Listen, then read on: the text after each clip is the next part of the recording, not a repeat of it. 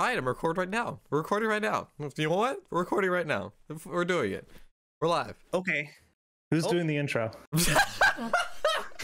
Oh, Jesus. Hello, everyone, and welcome to the Gamer Breakfast podcast, where we actually have our own URL now, which is actually pretty neat. Yeah. I'm here with my... Yeah, we finally got our YouTube vanity URL. It only took them a month. It's fine. They're finally registered. It's like, oh yeah, you've been at 100 subs for like a month. It's like...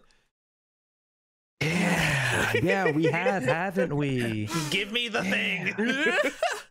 And I have with me my co-host Jalbagel, and we have our guest with us today, Brimstone. Hi. Yes. It's an R, not a W. Yeah. No, it's like I just it's the OO talk that freaking him and I do all the time. It's heckin' Bwimdy. Bwimdy. Yeah. We're all really close friends. Brim. And, Yeah.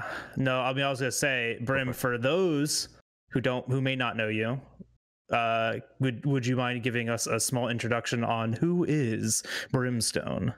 Yeah, so as Skoy and Bagel pointed out, I am Brimstone. I started as a Monster Hunter streamer, like a lot of people that have been on this podcast. I have kind of since moved on to Variety. Was still like a lot of people that have been on this podcast. Yeah. Was still some Monster Hunter sprinkled here and there, but I've largely moved on to Variety. My last main big game was actually Hollow Knight. I streamed that game for like 5 or 6 months. You did, because as it turns out, that game has a lot of content to it. Weird. Other video games have content. Yeah. What? Hey, fans of Monster Hunter, it's okay to play other games. Absolutely not allowed. You're all one game. Here. You have to be dedicated. You have to be sticking. That's all you have to play. You can only play Monster Hunter. Well, I mean, for a lot of people, it's like their comfort game is all they can play after a whole like 9-to-5 job. And I mean, like, I get it, because I mean, close friends of me know that like I'm a workaholic. I work a lot. I work really off hours. So like when I do find a game I enjoy, I do tend to kind of hyperfixate on that game for a really long time. Before I find a new addiction. The right scene. Jal entered in another universe. We're just gonna have multiple universes of Jalbagel. This is the right universe. This is the right universe. Don't worry about it. This is the correct. No one talk about it. No one talk about it. It's fine. It's fine. And then so like I was saying, my last main game was Hollow Knight. I finally completed it. I beat Pantheon of Hollownest. For Hollow Knight fans, y'all know that is a grueling boss rush. It is all 40 something bosses in the game back to back, and it ends with the hardest fight in the game. So if you die at any point during that boss rush, you have to start back from square one. So after I finished it's awful. It is. So after I finished that, I decided, okay, I'm retiring Hollow Knight from stream. I still play it a little bit off stream because there's still some achievements I still have to get, but and then shortly after that, I actually I announced a short hiatus from streaming, and I have been on that since early November. Can we talk about that? Like your hiatus? Yeah. So before you took the hiatus, like how long were you streaming for? Like how long have you been streaming for? I started my very first stream according to Twitch Tracker was December 12th of 2019. But that was like the single stream in December of that year, and then I think I started because like it was my first time doing it, so I was just kind of checking out to see how it feels and all that stuff, and I wasn't sure about it, so I was like, okay, that was whatever. And then sometime in mid-January I did it again, and I think it was shortly after that is when I kind of decided, okay, like I think I can get behind this, and I kind of started doing it a little bit more regularly. So basically we're at like the 2-year mark now. 2019. Wow. 3-year mark. 2-year mark? Is that how time works? No, first ever Brimstone stream was December 2019, so it is now December 2021. December 2019. December. You said December 2019. I was like, January 2019. Yeah, right, the same time I started. So 2021 minus 2019 equals 2. Are you? Yes, I am smart sometimes. I'm gonna need that fold back.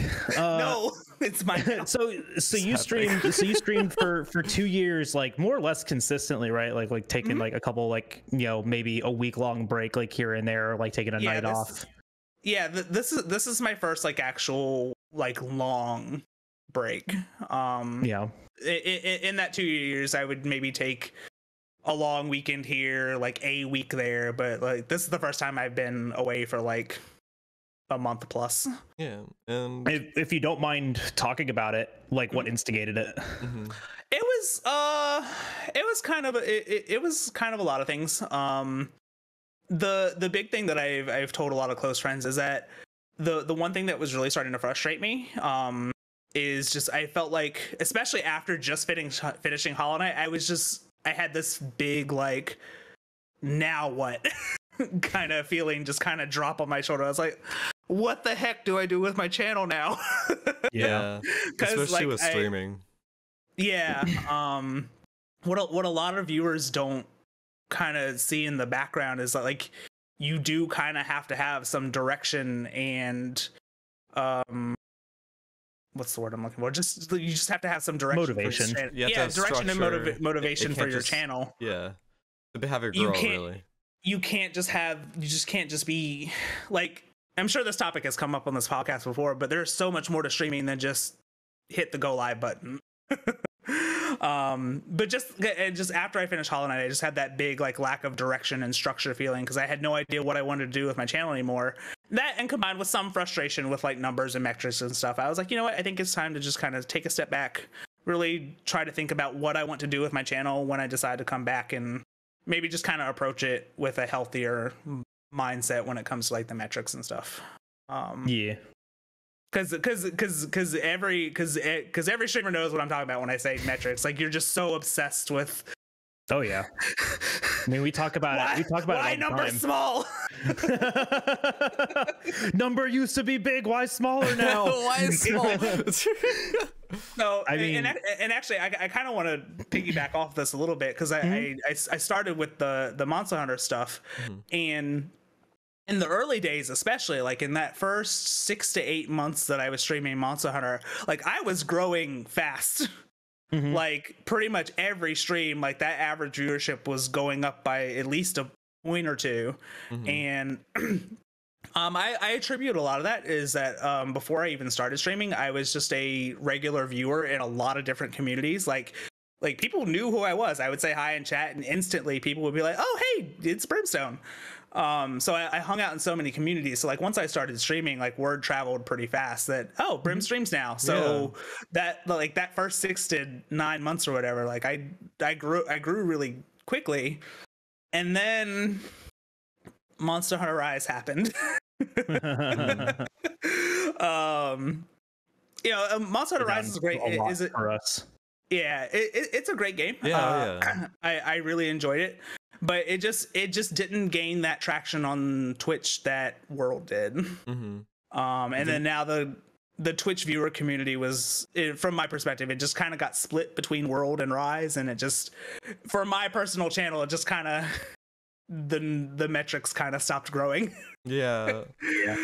With Monster Hunter Rise, I feel like it's not that there's a lack of content, because there is content, there is stuff to do. It's just a lack of reward, I feel. In that, you know what, that is a big problem that I've noticed. Make sure they've added all these. It'll be refreshing for us when the DLC comes out, right? And at least I know for me, because I didn't play, because I didn't play like the game to death on the Switch, so I'm actually looking forward to it coming out on PC again, so I can, you know, play through again. Like I like playthroughs again. But you mean, you're absolutely right. You know, once you get to the end there's really not much else that can be done. Yeah, it goes back to that now what feeling. Like, and it's weird, and it's different with how World handled in-game versus how Rise handled it, because World, like the extra quests and events that we got for World at in-game, there was still like a power creep, but we didn't really see that with Rise. Like we got some couple extra event quests, maybe some more difficult fights, but there was really no reason to do them. Yeah, there was a lot of cool, there was Behemoth, and then they came out with Extreme Behemoth later on for base. Yeah, it was for base game, and you get like a cool layered for it as well if you beat Extreme Behemoth. So there was like, there was reasons to do each of the event quests. And I'm one of those insane people that actually enjoys the Behemoth and ex-Behemoth fights. So good. Oh, you like it too? I know Bagel hates it. It's so good. You guys probably like Fatalis too. Yeah. Let's so not. I don't go into it for fun though. I don't just do Fatalis for fun. I know one of my one of my mods last night. You sure did. One of my friends he just goes into Fatalis for fun and gets it like killed and like instantly. I'm like, okay. I have no problem fighting Fatalis. Yeah. I have no problems like clearing a Fatalis. Yeah. What I have a problem with is being at 100% health, fully maxed out, augmented, and kitted gear, getting hit by one attack and going from 100 to 0. Yeah. And I'm like, there's nothing I can do about that. I made a single mistake. Fatalis. Cue all the sucks. viewers in chat. Just don't get hit, forehead. Just don't get hit, forehead. Anyways, what were we talking about? Yeah, man, we sure were. Let's get back on topic. So we're talking about the whole break. Your break. Yeah. Yeah, because that's content with Rise. And okay. Because this was something that I wanted to put like a magnifying glass on, because you are of a few people that I know. No, wait, come back. You said magnifying glass. I was like, no, don't look at me blown up. But like you're like one of the few people that had the confidence to like take this mental health break. And I mean, you've been on this break for like what, a month or two? About a month and a half now. Yeah. And for a lot of people, you know, it's really hard to take that step to stop, right? Like, I mean, I know for me, there's been a lot of moments where I'm like, I want to take a break, but I cannot get myself into the idea that I can do that and then come back to it. Yeah, and I like before I made the decision to do this, like I was back and forth on it for a while. Actually, both Bagel and Skull, you might remember some DMs. I've been talking about this break for like a couple months now. Yeah. Like, maybe taking a step back and taking a break soon, and then new week starts. Okay, here's the streaming schedule for this week. Okay, guess not yet. Maybe. No. Well. All right, maybe next month. Maybe next month. And then a new week starts, and we get toward the end of the week. I'm starting to feel those feelings again. Yeah, guys, I don't know. I may be taking a step back. Sunday afternoon. Okay, guys, here's the next schedule. But then finally, actually no, I think the last thing that really cued it was so I finished Hollow Knight and I retired Hollow Knight from stream, and then Halloween came around. I did Amnesia Rebirth, by the way, really good game if you like spooky games. And then since I finished that game, I was like, okay, I think now I completed a game. Now is a really good time to just actually take the break. Yeah. While I figure out what I want to do going forward. Oh yeah. And that break has been good. Yeah, it's actually. I'm putting words into your mouth. I already know the answers to all these questions. We talk about it all the time. Yeah. No, it has been really good. And for the other streamers out there, regardless of how big or small of a streamer you are, I highly recommend taking breaks.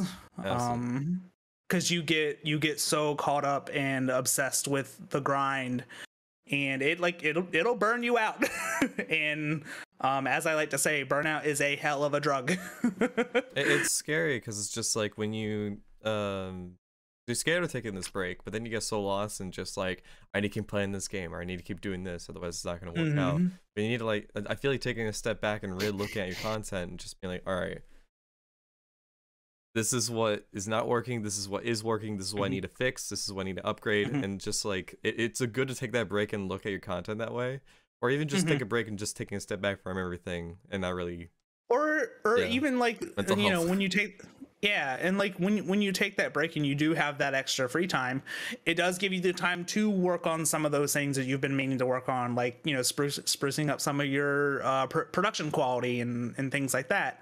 And additionally, like, it gives you more free time to hang out in other channels if you want to, and maybe get some inspiration how you might want to do things differently and things like that. And like I've had that time to do all kinds of those things. So I'm kind of hoping when I do come back, which by the way will be very soon. I'm hoping to come back with that kind of like renewed energy.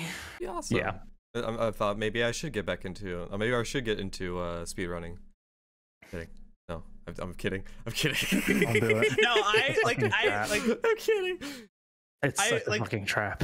Yeah, I've watched people speedrun like pretty much all the games that I really like, and I've just decided like I'm not a speedrunner because like I mean neither. I was briefly entertaining the idea of doing Hollow Knight 80%, but then I decided not to because it would probably just end up making me hate Hollow Knight, and I don't want that. I know.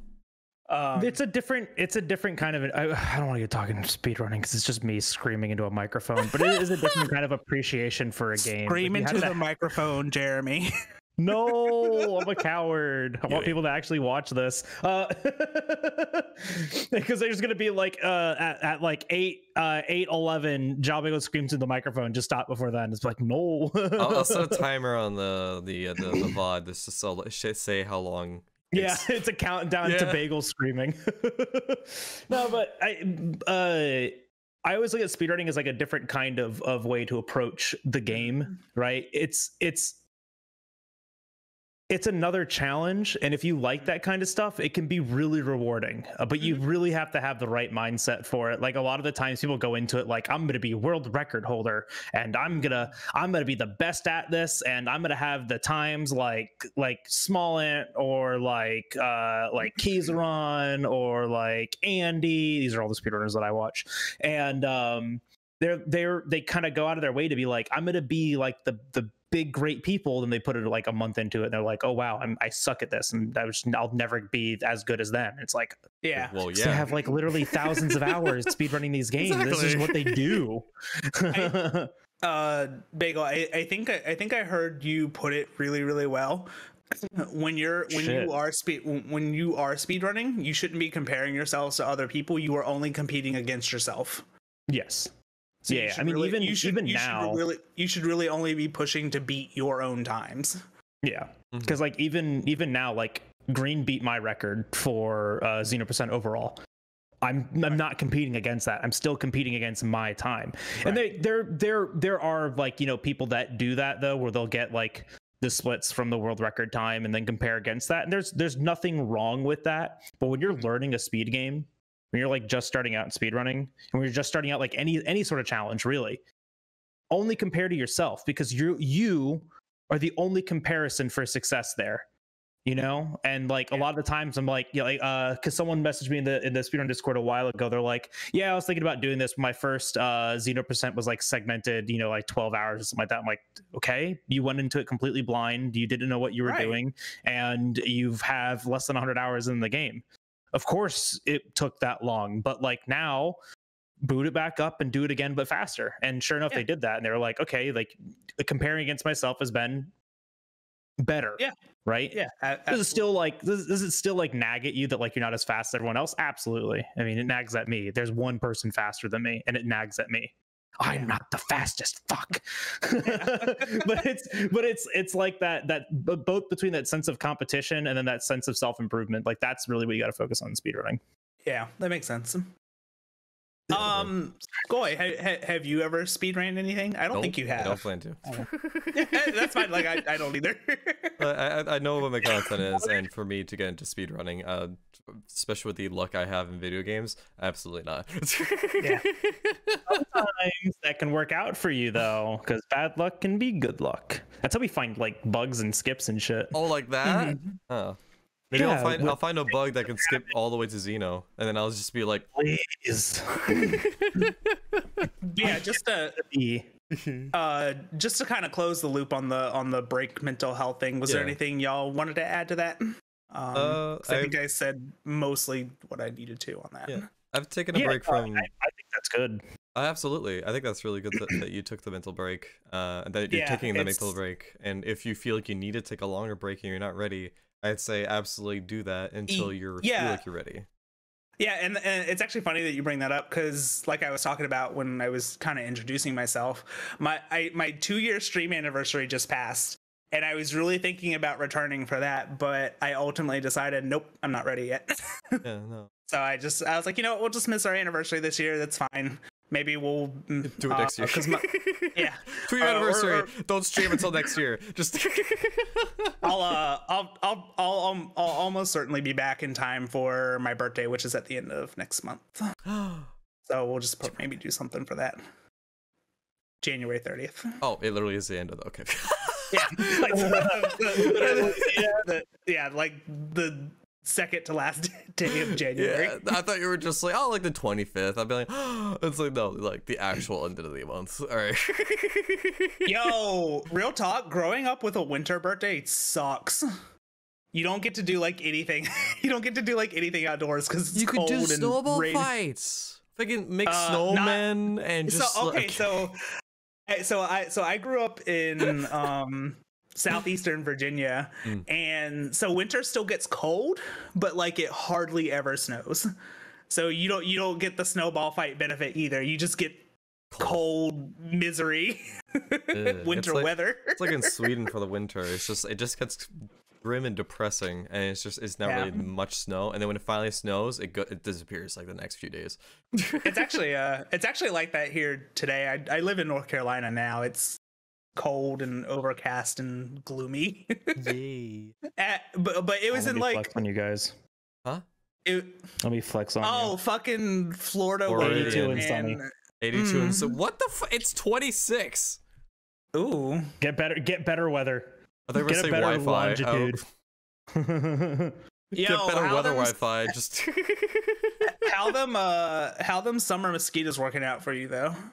Fine. We killed them all last year, and also introduced a 20% chance of miscarriage pregnancies in Broward County and Miami-Dade County. Florida really knocking it out of the park there. Florida is doing its best to kill mosquitoes and everyone else that lives here. So. Oh my god! I got dark real quick, but that's state of affairs. I got a little distracted during that conversation because the European Speedrun Assembly (ESA), it's like the Europe's version of Games Done Quick, put out their schedule for their winter event, which is in February, which I submitted to and I did not get in. Sad. But he's okay though. Congrats on the events that you got involved in though. You got involved in quite a few. Yeah. A lot of those are ones that like I participated in before too. So I was like a returning, person. But I've been trying to get into like one of these larger ones. But they literally just put up the public schedule, and I was like, am I in it? Sad. It would have been very neat, but we'll get it next year. Yeah, you got this. Yeah. But do you have a plan for what you'd be doing when you come back, or are you not really entirely sure what you're going to be doing? I do have a plan, but I don't want to publicly announce it. Is secret. Secrets. Is Brim going to become a YouTube star? No. Is Brim going to become a VTuber? Oh God, no. Imagine a talking little like your emotes, like they're based off of the Hollow Knight characters, I believe, right? Or based? No, like, actually, the Binding of Isaac. Yeah, my bad. But no, it's fine. No, my emotes are based on the Binding of Isaac. It's when the character of the game picks up the item Brimstone, which is one of my favorite items in the game, which is where my handle comes from. Everything. It makes you vomit blood. What? Yeah, you shoot a blood laser. Blarg. If you've never played Binding of Isaac, it's as fucked up as it sounds. It is. I've heard it's pretty fucked up. It is in game, and it touches on some very dark themes. Yeah, I actually did really like that though about it, because I mean I watched Brent play it a bunch in Discord calls and stuff, and the author of the game, the developer of the game, put a lot of like his life story and his experiences with his family into it, and you can definitely see it in that. it plays really, nicely, as well as also just being gross. Yeah. All right. Yeah, so Ed McMillan, who is the primary original creator of the game, he grew up in a very strict religious upbringing, and a lot of those, you can see a lot of that influence in the very heavy religious overtones that are in the game. And it's really funny. So Bagel made a comment about how gross the game it gets, and the main part of that is there's a lot of references to poop in the game. And I read something somewhere that it comes from shit, I'm gonna fuck this up. It comes from some do your best. Some older Christian beliefs where the unholy are unclean, and all those references to poop are references to Isaac being unclean, therefore full of sin. So there's those types of religious overtones. It's a wild. And it gets concept. It gets really dark. Yeah, look into that. But it's a fantastic game for it, especially for anybody who likes roguelikes like me. But it is, the game also has and I do not put this mildly, the scientific term is fuck ton of content. It's a very grindy game. There's a lot of stuff you have to do. There's a lot of stuff you have to unlock. There's a lot of characters you have to unlock. There's a lot of challenges you have to do. It's Isaac will keep you busy. But I've been playing it since shortly before Rebirth came out, which was in 2014, and I've always just kind of played it off and on. I have 1,400 hours in that game. Hell yeah. Yeah. Yeah. Hell yeah. A lot. Yeah. Oh man. And that's almost as much of time as I have in Monster Hunter. Well, due to games that we can play and games that we can't play in terms of streaming, there's I feel like, well, we can play whatever games we want to play initially, but in terms of viewership and trying to grow your audience, I know switch to Monster Hunter to Hollow Knight has been very different for you. I was just wondering how you feel about that in terms of yes. So that was actually really surprising for me. So I talked a little bit earlier about how I saw quite a bit of growth playing Monster Hunter, and the couple of times I would do a variety game, I did a couple Hades streams, I did a couple streams of just some other alt games. I think I did an Isaac stream here and there. Whenever I would switch off of Monster Hunter, my viewer count would just tank. Yeah.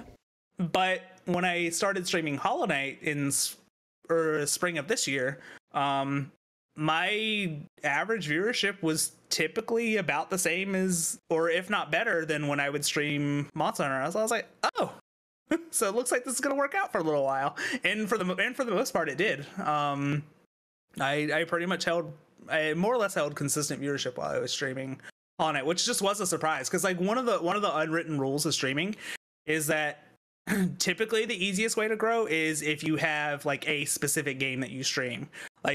It's really hard to grow with variety, because a lot of Twitch viewers are very game focused. When a viewer stops by your channel, they're more than likely looking to watch that specific game.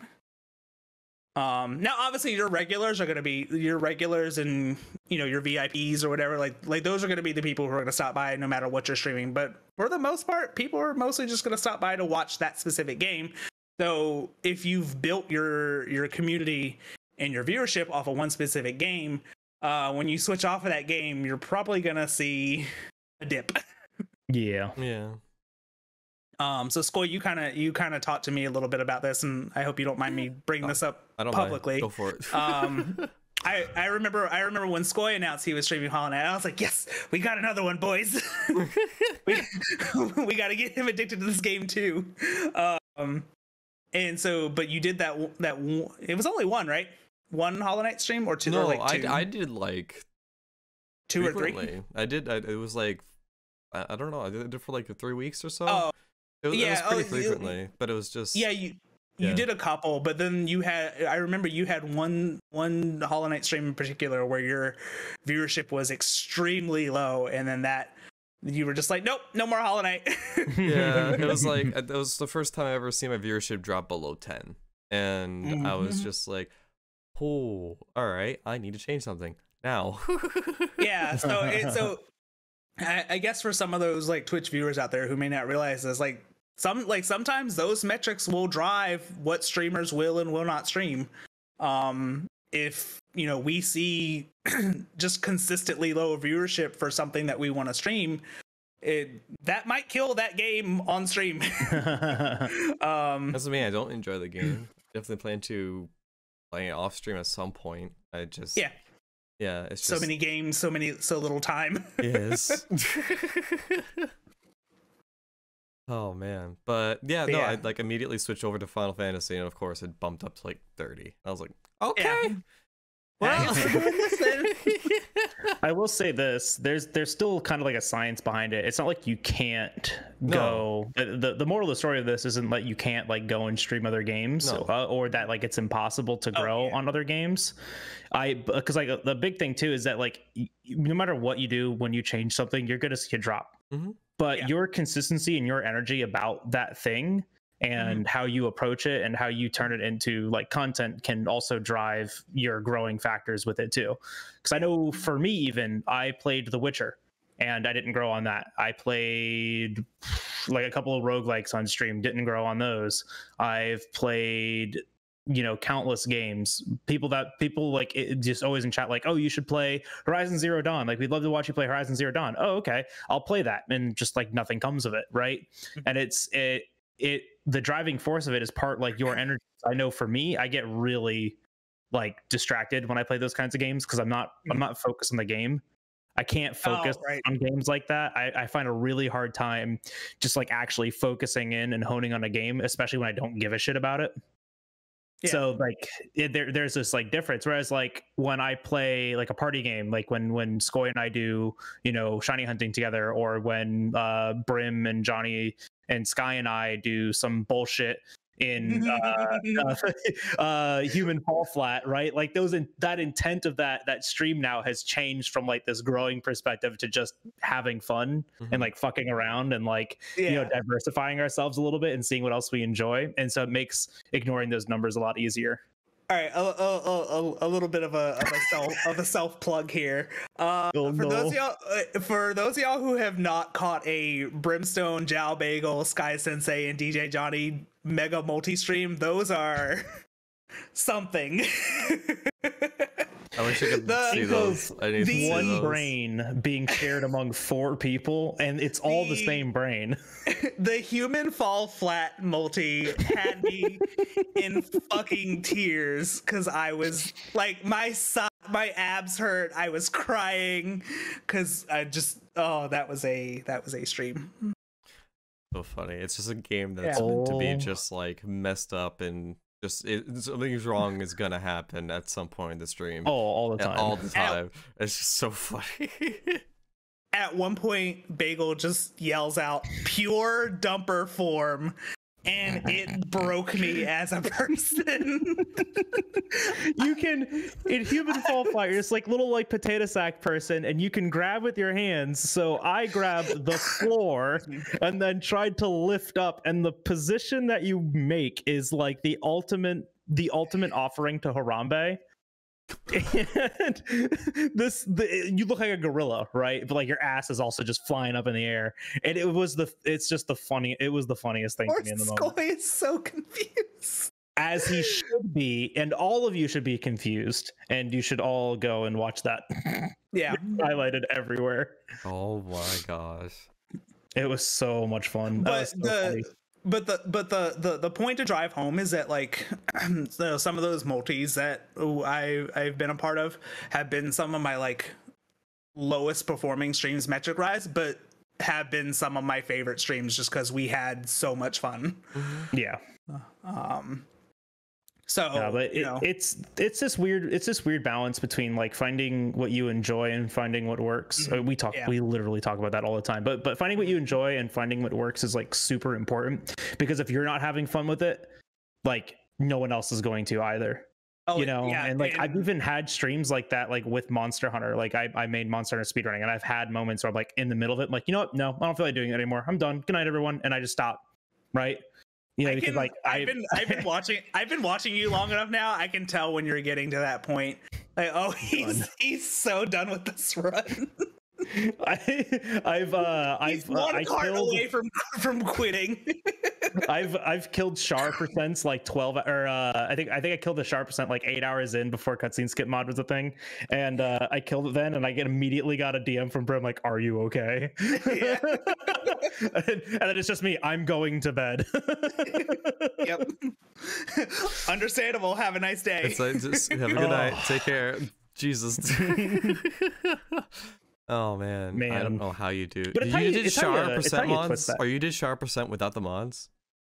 Absolutely. Why? How are we supposed to do it before we had cutscene skip? We had this game out for 3 years before we had cutscene skip mod. So of course I was doing. Yeah, I didn't know any better. The first Char percent that I watched Bagel do was like a 12-hour run, I think. And that was before. It's a 14-hour stream. I remember that much. I don't think I caught that 14-hour one, but I remember one that I watched was in the ballpark of like 12. And I was like, the run itself was 12 hours. I remember because I reset the beginning of it. Oh right, and there's like hours. There's like how many total time of cutscenes was in the game before the cutscene skip mod? For all of Char percent, 2 hours and 20 minutes of just sitting there doing absolutely nothing, waiting, anticipating, scheming. Well, also pee breaks though. Pee breaks, good pee breaks. So that's the great thing. We could still do that because the auto splitter pauses during cutscenes and loads. And so like, I gotta pee. Don't skip the cutscene. The timer pauses anyways. You get up, you pee, you come back, and you keep playing. It's amazing. It's the best speed game out there. That is awesome. Speedrun Monster Hunter. The DMs are open. No. But so Skoj jokingly said something about like Brim becoming like the next YouTube sensation. Things that I have been doing recently, things that Green and I have been doing recently is like actually trying to make this tutorial. There is something, you have to have like the right brain to do this. So we've written the script, right? And that was a pain in the ass. And by written the script, I mean Green wrote it, and then I've read half of it, and then now we're rewriting it. And now we want to like start, getting footage. And I'm literally sitting here, I'm like, how the fuck do you design this? Like, how do you go out and like get footage and piece that together and like make a cohesive, voiceover with video? This is the hardest thing that I have ever done. Have you not do you have like hours of recorded footage though? Like, couldn't you like go back to that and find the examples that you were talking about in the script? I want clean versions of them without my like speedrunning overlay and stuff like that. But that's the easy part, right? Yeah, the actual speedrun part is the easy part. It's the stuff, it's the intro and like how to set up your tools and like all of the like the pre-tutorial stuff that has been like so difficult coming up with. Because like, I mean, yeah, like when it comes down to like how to do the tutorial, we've got that in the bag. We're just gonna do segmented recordings and then voiceover and edit that together. Like that part's easy. It's like all this other shit, because like we sat down to do it last week, and I remember I sat down and I was like, okay, like time to do recordings. Where do I start? I would say like, I was so confused. How you start with that is I would definitely take it like a paragraph at a time. Like what you talk about in the first paragraph, take care of that, one day done, next day next paragraph kind of thing, instead of just taking everything all at once, being like, wait, I talked about this in another time, then go back to that, just be like, all right, I found this in that clip, put that over here. But like take care of one section at a time. Otherwise, like with anything, just take it piece by piece instead of just all at once, because I did that with reading everything. I was like, all right, I'm gonna read everything all at once. I'm like, no, I'm just gonna paragraph by paragraph read it. I mean, that's kind of like how we're doing this too, right? And it's like we're looking at the intro part first, and it's so daunting. Yeah. It's crazy though. And so like, I mean, it's been giving me like a lot better of an appreciation for like the stuff that like that you do and like all the other YouTubers do. It's wild to me. I uploaded one today.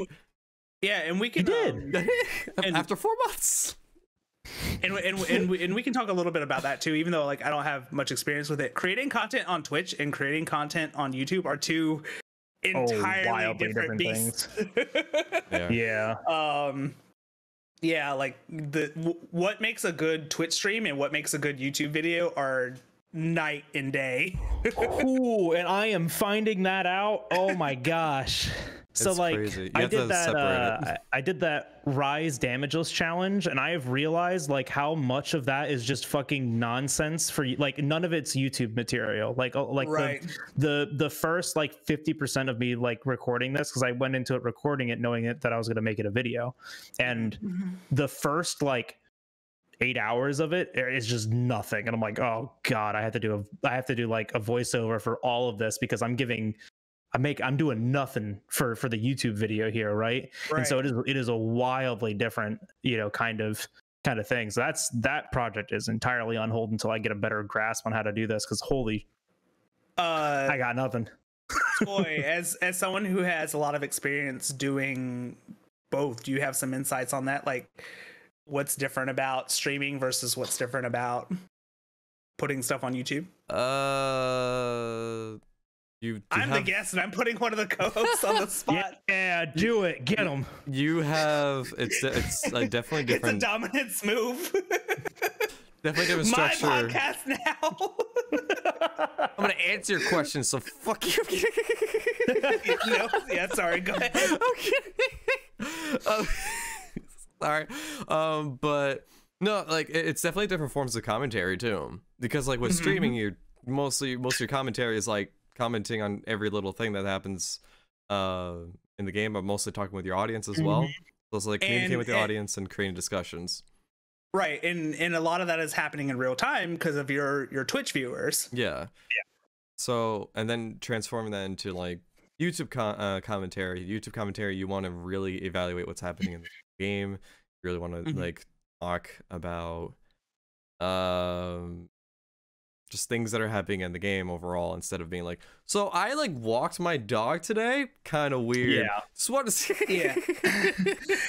From the outside looking in, because I don't create YouTube content, I only stream on Twitch. It feels kind of like Twitch is more conversational, whereas on YouTube it's more of like a running monologue type thing. If you're creating content, it's a presentation. Yeah, Twitch is the behind the scenes of your content. Yeah, it's like people, like when people watch your videos, you're just like, oh, I find this guy interesting. I kind of want to catch him live and everything, kind of get to know him. You would go to their Twitch live streams for that. Don't go to Twitter for that, because most of us are just memeing every day.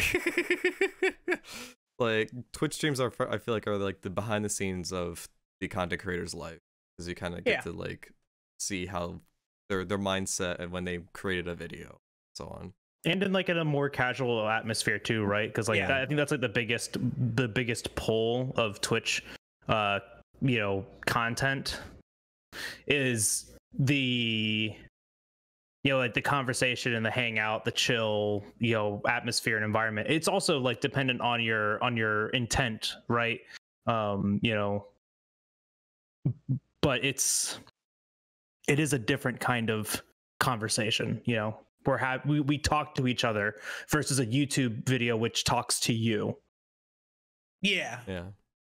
Like in a YouTube video, it feels like the content creator is talking to you specifically more directly versus just having a conversation with like however many Twitch viewers.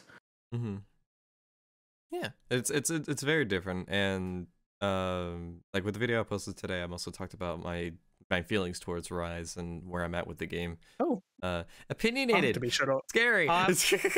Oh no, you put an opinion on the internet, it's over, kid. I'm getting my angry response ready right now. How absolute dare. It was mostly positive, but it was a lot of points that I made that like a lot of people agree with too, because I was like worried about it first. Like when Liz has been helping me out a lot with the script as well, because she's taking classes for writing, and I'm like very bad at writing and I hate writing. Yeah. So she was reading this like, this is you talking but in written form. But correct. This is you talking but in written form. Yeah. But she was also reading, it's like, this is kind of mostly negative, but it was mostly just me putting brain to paper. Like, this is me talking about my feelings, and then like I will kind of structure it in a way to kind of make it more positive, because I love the game. Honestly, I put over 200 hours in the game. Yeah, oh yeah, that's a lot of time in a video game. Yeah, it's all right. But I'm talking about in a sense of just like, I compare it to other games and everything. I poured 200 hours in this, and I'm saying I'm not satisfied. And then there's another game that's just like, I put 16 hours in, and I was satisfied with it. Yeah, man, we talk about this all the time, but there is a difference, right? There is. Like, there is a difference in that, you know. There's like what we intend to get out of a game can be wildly different from one to the other. That's I think that's where like we shot ourselves in the foot with Rise, because we all came out of World with thousands of hours and this amazing experience and all this camaraderie and all this excitement, and then we go into Rise and it's just like, here's the shotgun, aim it at your leg, you just you're not gonna enjoy this because you set your expectations way too high. Oh yeah, I feel like we all did. I call myself on that. I call myself out on that all the time. Like I will say tooth and nail, the reason I don't enjoy the game is because I didn't give it the time of day, and I still don't. Yeah.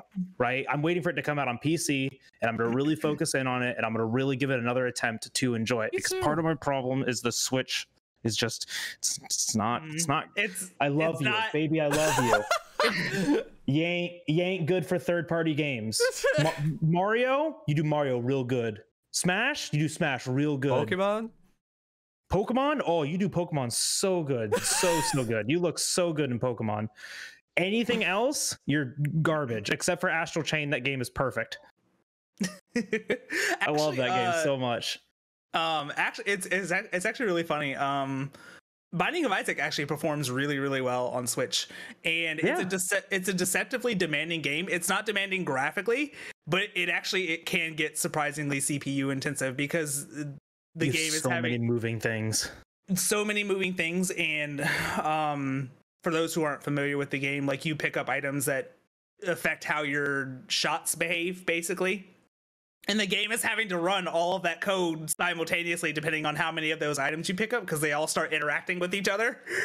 And it gets rough.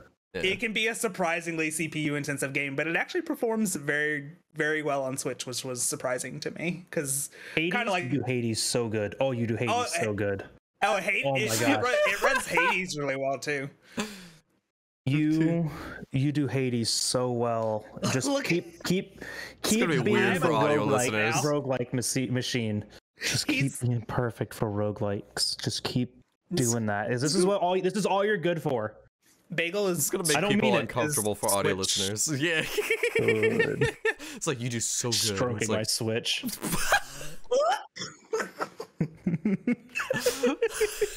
Can I say that? Can you say that on the internet? Yeah. So loud. I want everyone watching this to know that Bagel told me to get it out of my system before we started this podcast. I certainly did. He didn't get out of his yet. No one told me to. For those who don't know me very well, I do have big, chaotic, horny energy. Oh yeah, no. Yeah, but I'm really good at towing the line. So you are. In the streams I hang, respecting people's boundaries. Yes, which is something that cannot be said for a lot of people on the internet. Yeah, and we can talk a little bit about that here in a minute. Cool. Like drama. Let's go. in the communities that I hang out with, like, I know what is appropriate for that stream, and I know where that line is, and I am very careful not to cross it. So like, and especially, so, you know, kind of like I said a minute ago, I have the chaotic, horny energy. I do not show that energy like my first time in a stream. Oh, absolutely not. I was honestly, I was a little worried. I'm a totally different person the first time I'm in a stream. Same. I was a little worried for that when you popped in my stream that one time. I was like, is it gonna be like super horny, or what's gonna happen? I was gonna be like, okay, what's gonna happen? He's like, oh, it's good, we're good. Yeah. No, he's a little bouncing blob. So look at this good man. I know this came up in your fantastic podcast with 50% gaming. Some Twitch viewers just don't know how to behave. Bruh. Some people, y'all Guys, have the best intentions. Read the room. Oh God. There should be a rule. Like, this should be hard coded into like Twitch chat that you can't send a message for the first like 30 seconds. Right? Because like there are sometimes like someone will join and the first words out of their mouth are like not appropriate at all. No. Like that is not anything that we should be saying here ever, actually, right? And I don't know who you are. I don't want any of those words in my brain. Right. You know? But And that's the thing. Oh, actually, Brim, say your thing because I'm gonna change the subject. oh no, you're fine. But in to a very small degree, I get it, because people who have been hanging out in that channel for a long time, they do have that comfort level with each other and they can talk like that. But the problem is when someone new comes in And the norm. They think they're already part of that circle, or like you said, they think that that's the norm, and then they say something out of left field like that, and it's like, no, It's like you can't. You have not unlocked that privilege yet. and what we mean by that is like to kind of give a little more context to that, because a viewer could take this as like, oh, well, I want to be friendly with them too, kind of thing. No, it's like someone saying "fuck you" to another viewer, but then a new person comes in saying "fuck you" playfully. Yeah, playfully, and then they say "fuck you." That's different. Yeah. That's a lot different. I try to give people the benefit of the doubt too, but you are absolutely right. Like it is entirely different, like how you get to interact with people when you have that familiarity. So I've tried to develop this new rule where no one has that familiarity on my stream anymore, because like I've noticed that when I joke around like that, it gives people way too much leeway, and then it makes me uncomfortable. Yeah. And you are 100% responsible for everyone's comfort in there, and that should start with you. If I am uncomfortable, I shut it down, and it gets like that with me. I am not comfortable with highly sexual jokes. Yeah, I have friends that I can joke around mildly with, but sometimes it goes a little too far, and I have to be like, okay, like tone it back some. I am uncomfortable. Yeah. Like I also want to point out, without causing like a really big scene. Do you cause the scene and just be like, listen, I'm not comfortable absolutely with this? But like but I don't make it a thing, because like, this is the thing, is that I'm an adult, and if you're going to be offended by me telling you that I treat everyone the same way that I would expect to be treated, right? Which is blunt, blatant, and transparent. And if me telling you to stop doing something that makes me uncomfortable pisses you off, you can leave. But if me telling you exactly, because like I mean I've done it with Brim before, right? That this has happened with all of my friends, because we do have that familiarity, and I want to make sure that the tone of the stream stays a certain way, because it helps me mentally just keeping the cadence of this energy that I want to have, and it will really throw me off if someone says something that bothers me. Right. And so like I mean, and Brim was like the first person to understand this too, like on this visceral level, which really made me comfortable calling out other people. Because I've only, Brim, like how long have we known each other? Not even a year yet. No, it's been over a year. I think we met. Has it? I think we met like fall of last year. You guys didn't celebrate your anniversary, and you guys are together. Oh my gosh. Okay. I think we both forgot our anniversary. So it's okay. We'll celebrate today. It's okay. It's okay. The first time I ever hung out in a bagel stream, I thought he was. This is what I wanted to talk about. That's what I wanted to bring up too. First time I ever stopped by bagel stream, I thought he was super obnoxious. Cause like, and it's weird because I think you were doing an open lobby, but like something in the game, like something in the game was like pissing you off, and I think it was Brute Tigrix, and the motherfucker, yeah, definitely. And like it like the fight was just not going well, and it was pissing you off, and you were just like screaming into your microphone at, baby rage. Yes, and I was like, oh my god, is this a Scream streamer who grows because he grows his channel by just getting mad at everything? Oh my god, this is the most obnoxious tool I've ever seen on Twitch. But for some reason I came back. Yeah, what's that about? I was like, oh, that is, you know. I think that's so wild though, that like that was your first impression of me, because like we talked about this like in a Discord call one day. He's like, yeah, I would have never known you if I just never came back after that. and that scares me kind of, because like First impressions like, are scary, because when people Look at me, I'm great. You are amazing. I'm kidding. Skoj can't even be mean for a second. He's like, actually, no, I backpedal. I'm a nice person. I hate being mean. I don't like it. It's okay, Skoj. I have enough gay rage for the two of us. I love you. For those who don't know, gay rage is not to be trifled with. Like when I think back, so funny to me, and reflect on that, like that almost scares me, because like you're like one of my best friends, but I thought you were annoying at first. I'm still annoying, just in a different way. To like, you're one of the most down to earth and real people I know. Aw, thank you. I tried, because like this is, but like that's legitimately, so that's the point that I'm trying to get across, is that we're bringing it all back. If you have that moment, we're doing it. This is a podcast where you are uncomfortable with something. Skoj, come back. I have wireless headphones. I'm listening. If you have that moment where you're uncomfortable with something, and you're in your place where like you are in charge of that, like either it is your stream, it is your Discord, you are a moderator here, you are entitled and almost expected to do something about that. And I have this rule: if it makes me uncomfortable, it makes someone else uncomfortable. Every time. I would say expected to, because it's up to you to set those boundaries.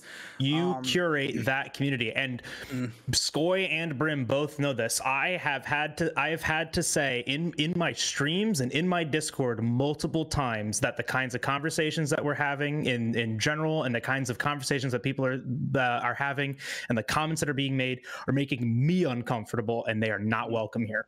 You curate that stuff. If people are doing shit that you don't like, you gotta put a stop to it, and the people that get annoyed with that will leave, and you are better off for it. Yeah, and the people who are gonna get upset or leave because I established a boundary that something you're doing is making me uncomfortable, good fucking riddance. Bye. But you have to be like this. Don't like this isn't just you on the way out. This isn't just like streamers being entitled and toxic, right? Like, no, this is, you have to do this, because if that leads to something that makes somebody else uncomfortable, you're responsible. That's your space. That's your environment. You are liable for that. You put that person in that situation, and that is on you. And I hold that so close to me. Like, it could be the smallest thing, but like if something happens in the Discord and it pisses someone off, like I get a cryptic DM every now and then from someone to be like, well, that really bothered me. Like, well, what really bothered you? Like, I'm in the same Discord call as you. I didn't notice anything, but I'm also playing Final Fantasy right now. So, and they'll explain the situation, be like, okay, yeah, that's kind of shitty. Like, I'll address it, because it has to be. And if it goes untouched, you're responsible for it. Yeah, and as community managers, like, that's our responsibility. Curate your space. Yeah, and I kind of want to tell a story to kind of round that out a little bit. So this is all the names, make up fake names. No, I will not mention names, of course.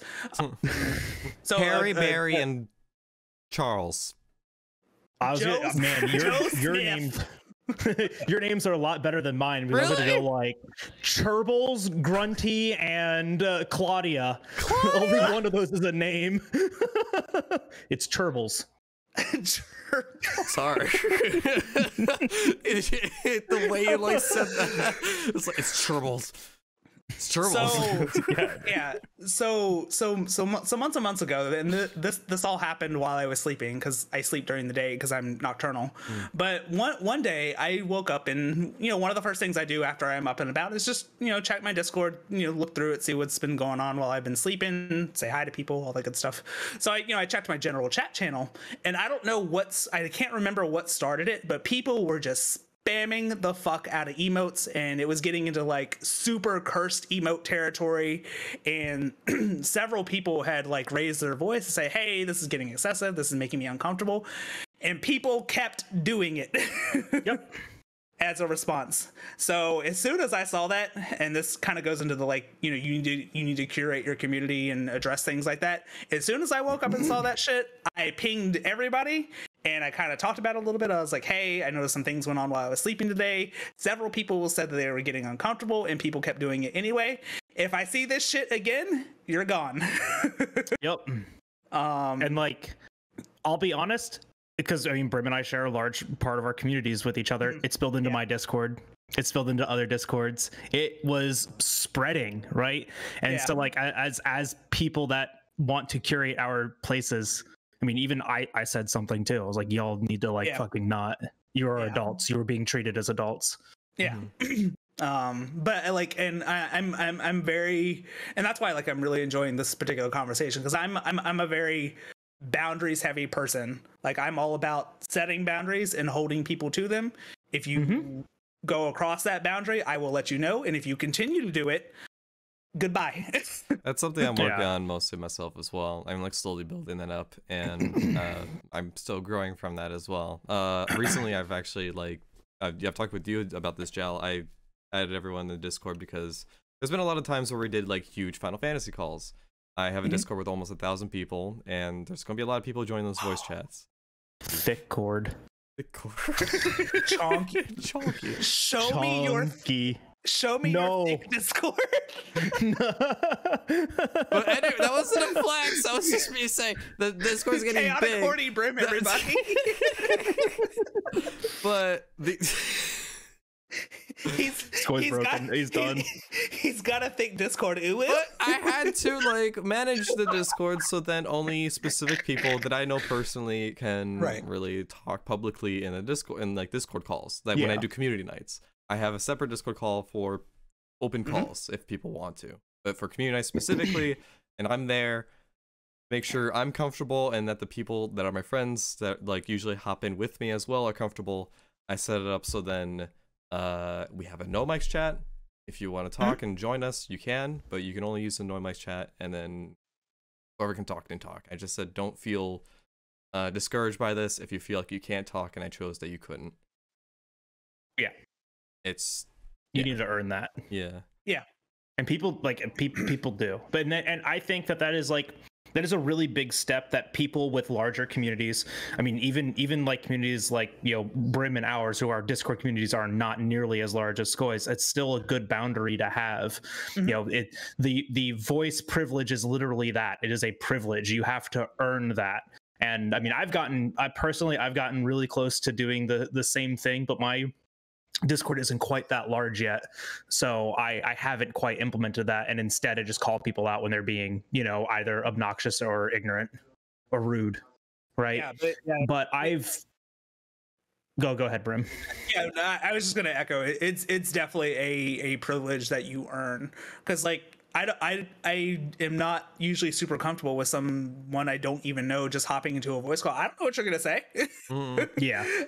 You're gonna make me uncomfortable, so like it's definitely one of those things, like it's earned over time. Yeah, and this is the building that confidence to feel that you're entitled to do that is really difficult. It took me a while to get to that point, but I think part of like what helped that was like, I mean, I've helped like manage like departments and businesses before, so I've been in charge of people. Yeah. So I feel it definitely helps. Like I have that confidence to like make the decisions that immediately affect someone, even if they wouldn't like the outcome. Because I love y'all. I don't care if it pisses you off. It makes me feel better, and that's what's important, unfortunately, because it is my space. I have no choice but to be there. Yeah.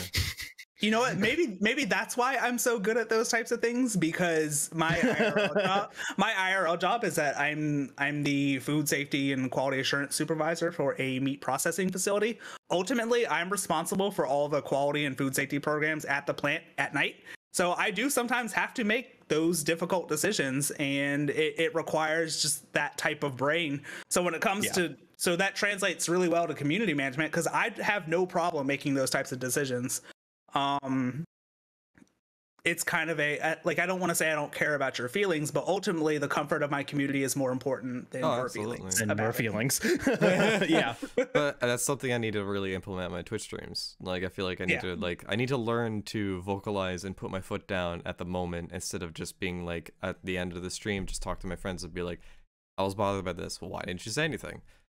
That's a start though, because that's where I started out. I didn't have that comfort with my channel and with my content until I started getting a little bit bigger, right? Because this is still all very new to me. Yeah. For the majority of the time that I have streamed, I was streaming under a 10-hour viewership. It wasn't until August of 2020 that my channel started to, and then partner earlier this year, right? So like it wasn't until recently. Thank you, Brim. It wasn't until recently that I've had this size of a community, right? Like because when you start hitting like 20, 30, 40, 50 viewers, you are now introducing enough people to cause a problem.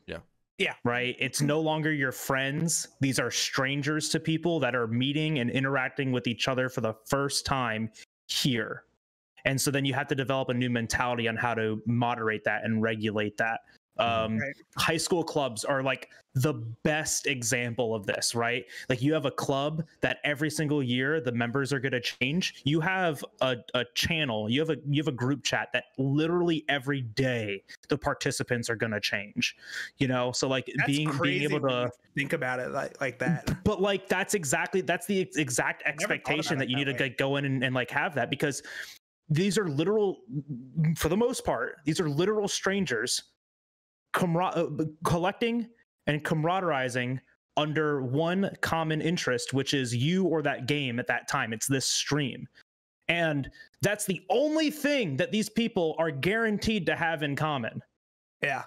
Everything else is left up to chance. And so then you have to have that mentality of what is okay and what isn't, and how do I address it? So for the longest time, I did that. I would actually clip when something would happen so I could go back and find it and like come up with a process on how to moderate it. I'd like clip it or mark it. Probably be better as a marker, right?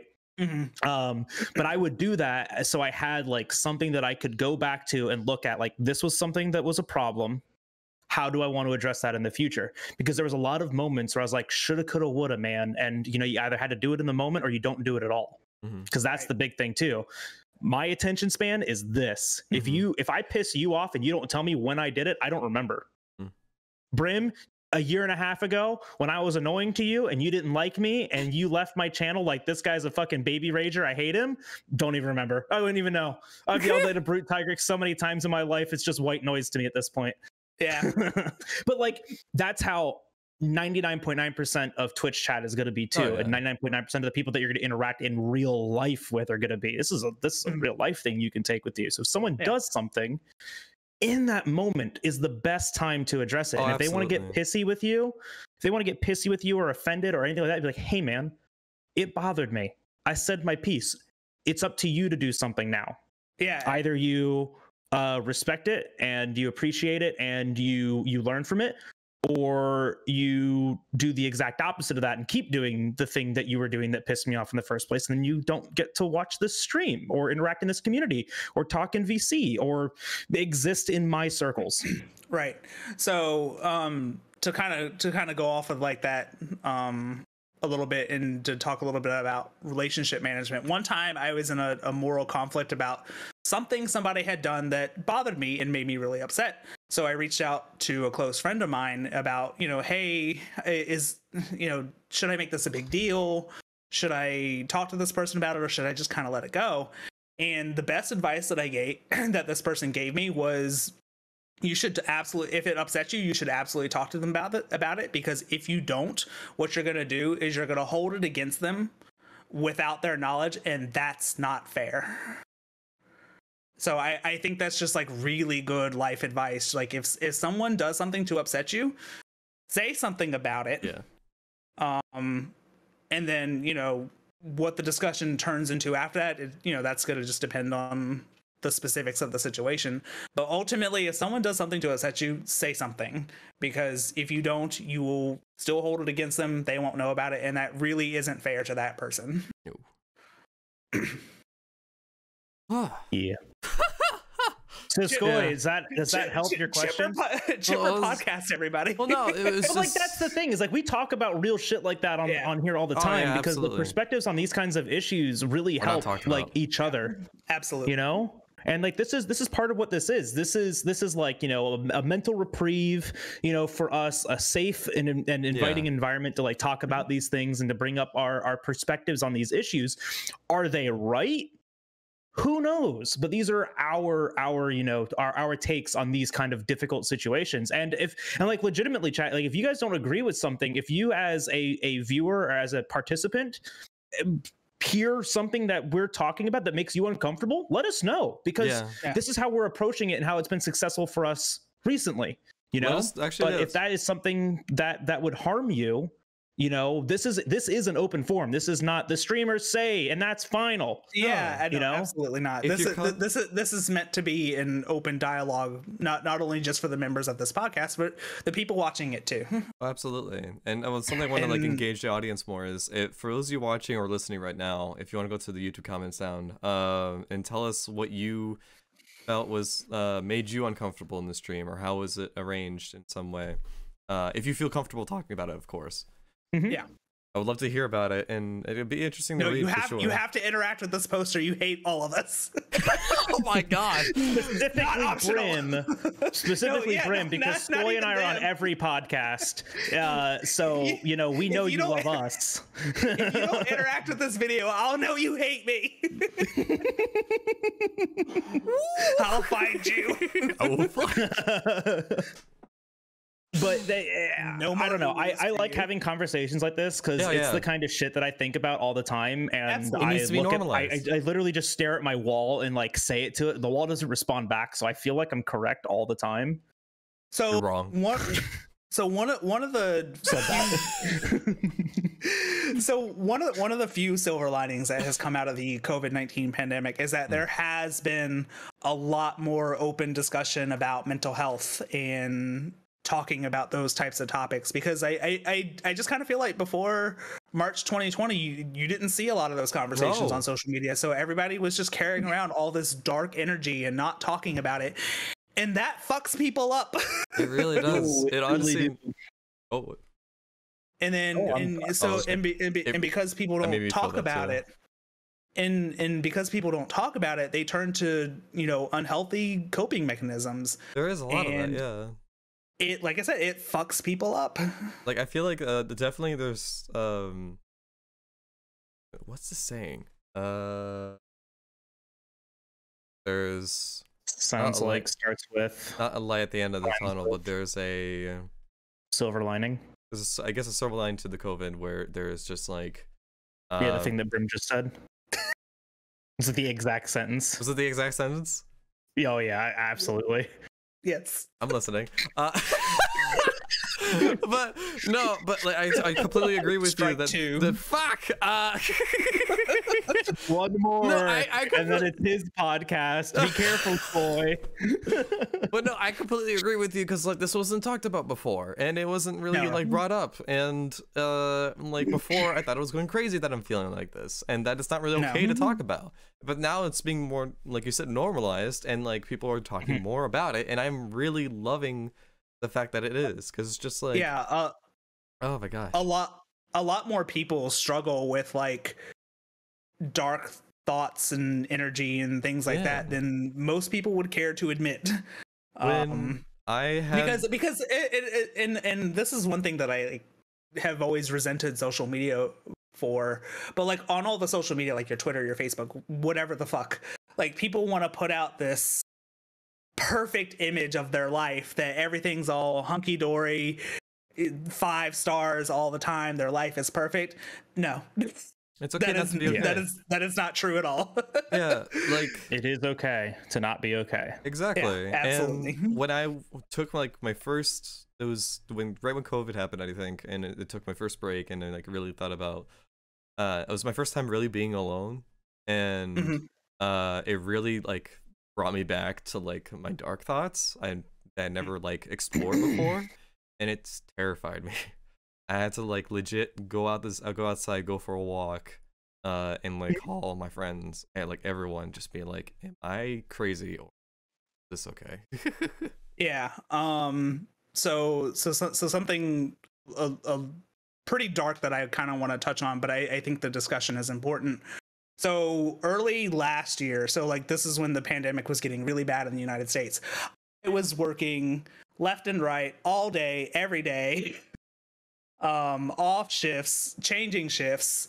I was trying to manage a stream, like trying to get my stream channel off the ground, and I was very close to becoming dependent on alcohol. Like I was abusing alcohol. And if I had not met the close circle of friends that I have now and actually started having those discussions like, hey, I'm really struggling here, like I'm going to a very dark place, I would probably be like an actual like alcoholic now.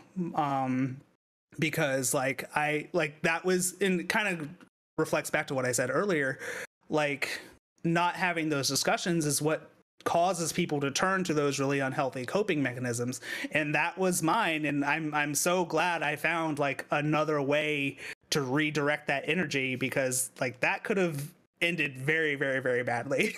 Yeah. So it just kind of really hones in that point that like it's really important to talk about those types of things, like find that outlet. Because if you don't, it will eat away at you. I was just gonna say I want to resonate on something that Skoj said, but if you had something else to add, Brim. Oh no, I was just closing out. I already forgot what I was gonna say. Oh, perfect. Interrupt me, forgets immediately. The gold's mine. No, but something to resonate on what Skoj said. Am I the only one thinking like this? And this isn't to take away anyone's uniqueness or individuality or anything like that, but there are 8 billion people in the world. Mm-hmm. You are actually not the only one. Mm-hmm. It is statistically impossible. Yeah. Right? There are 8 billion people in the world. And of those 8 billion people, 90% of them still haven't figured it out too. Mm-hmm. There is a lot of free resources for everyone. Skoj literally just did a charity about one of these free resources to help people understand, these emotions and these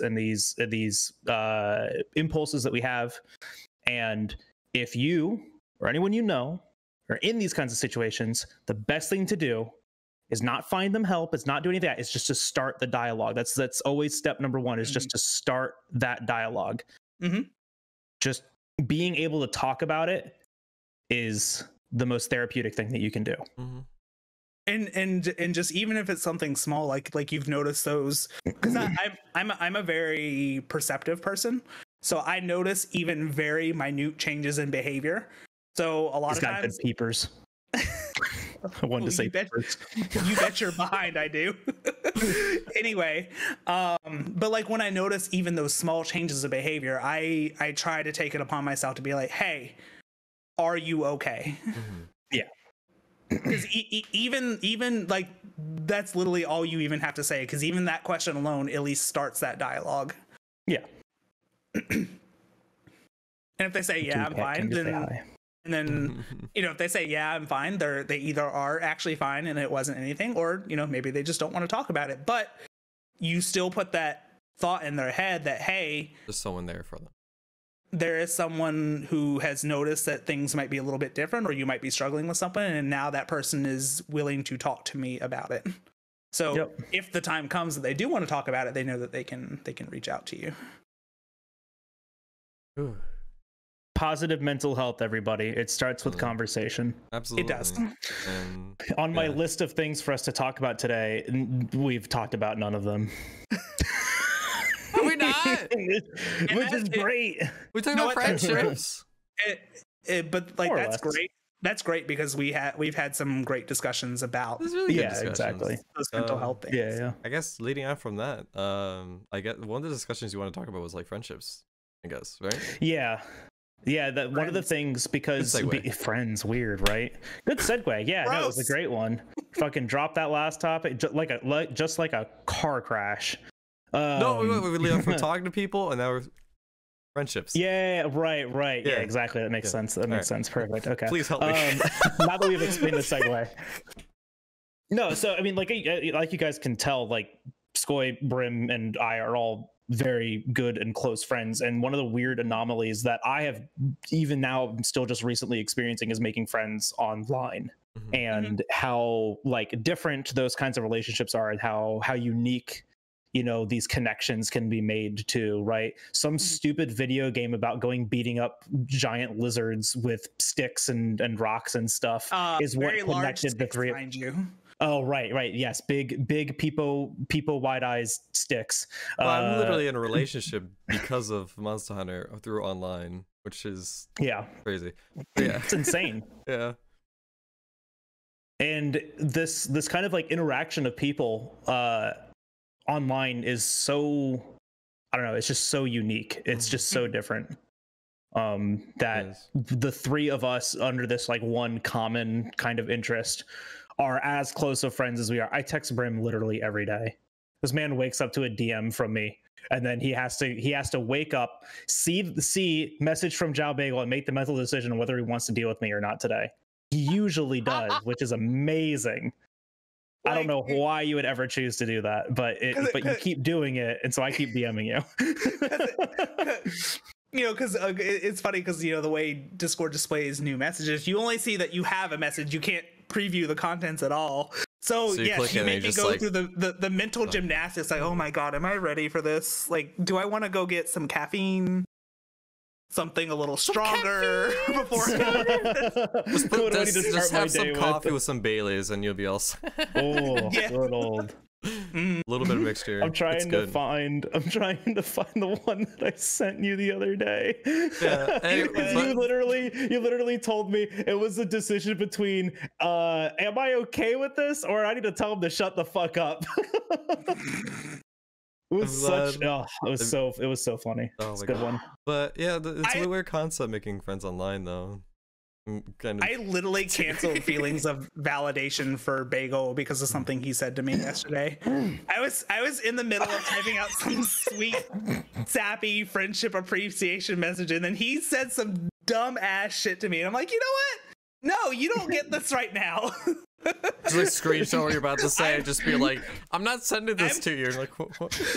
I'm withholding my love from you for right now. I found it a few days ago. My first message to Brim at probably like 2 o'clock in the afternoon. You liked a tweet, so I know you're awake. Hi.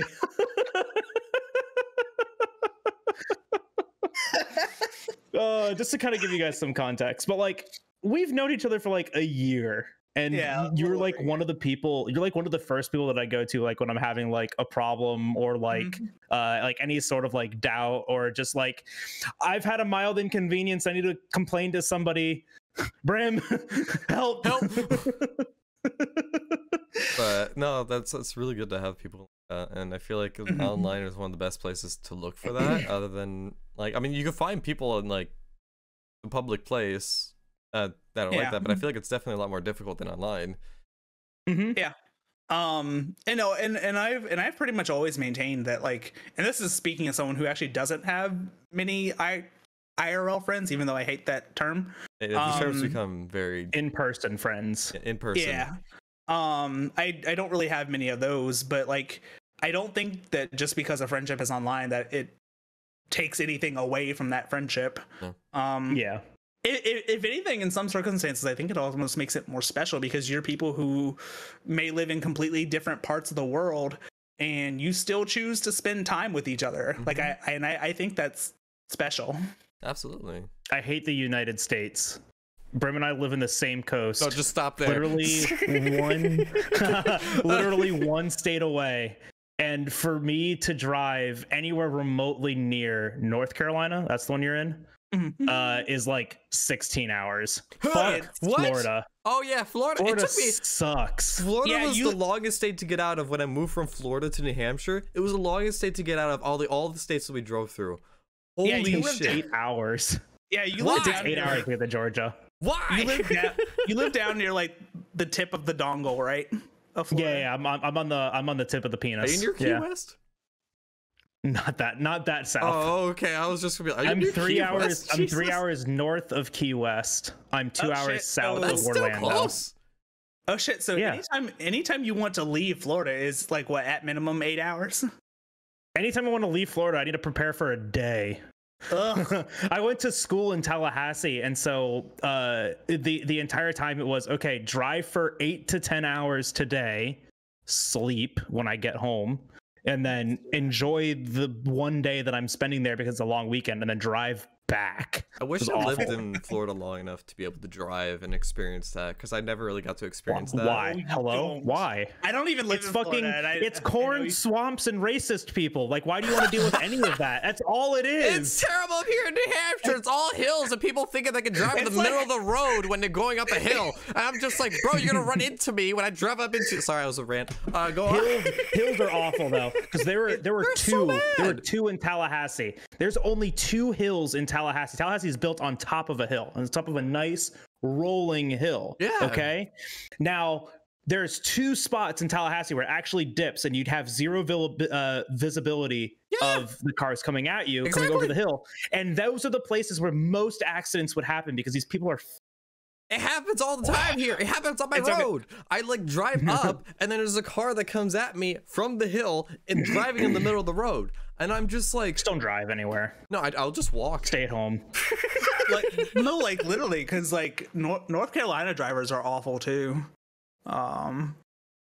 We get the same breed. Like all the East Coast is the same breed of people. Like I They have all want to play chicken. Yeah, I have a 45-minute drive to work every day. Yeah, Mine's 30. It's no better.